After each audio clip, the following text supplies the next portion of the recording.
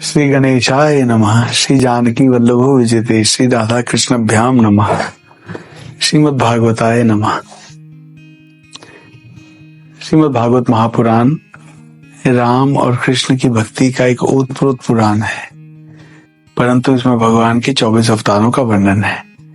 24 के 24 अवतारों का एक ही साथ वर्णन होने से ये परम उत्कृष्ट ग्रंथ है और सभी पुराणों में से इसे श्रीमद् की संज्ञा दी गई है, यानी कि सबसे विशिष्ट पुराण है।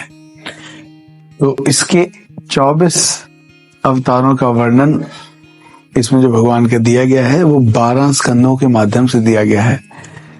भगवान श्री कृष्ण ने 12 स्कंद में कहा है कि साक्षात वो स्वयं भागवत स्वरूप में ही देह रूप में इस कलयुग में विद्यमान है।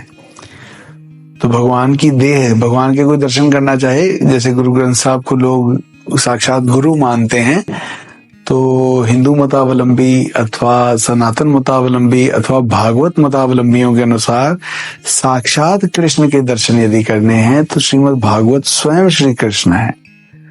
श्रीमद् भगवत गीता भगवान के मुख से निकली हुई रस धारा है, परंतु भागवत महापुराण तो साक्षात श्री कृष्ण है।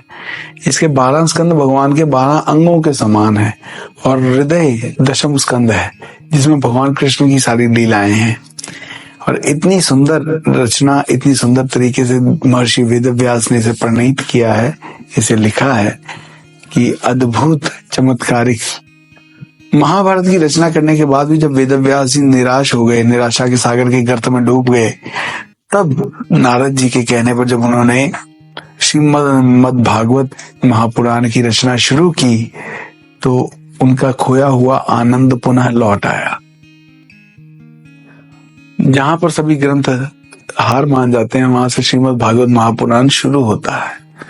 इस जगत के सभी ग्रंथ बहुत उत्तम हैं, बहुत श्रेष्ठ हैं, परंतु श्रीमद् भागवत महापुराण के सामने आकर सभी नतमस्तक हो जाते हैं। ऐसा इसलिए नहीं कि मैं श्रीमद् भागवत महापुराण की महिमा कह रहा हूं तो ऐसी बात है, क्योंकि इसमें उन सत्यों को उजागर किया है। 2 ही पुराण के आगे श्रीमद् लिखा है, श्रीमद् देवी भागवत महापुराण और श्रीमद् भागवत महापुराण। देवी भागवत महापुराण में राधा जी की महिमा है और श्रीमद् भागवत महापुराण में कृष्ण की महिमा है। कृष्ण से ही सारी सृष्टि की रचना हुई, कृष्णमयी ही सारा जगत है। ऐसा पुराणों में यदि कहीं पर है तो केवल यही पुराण है।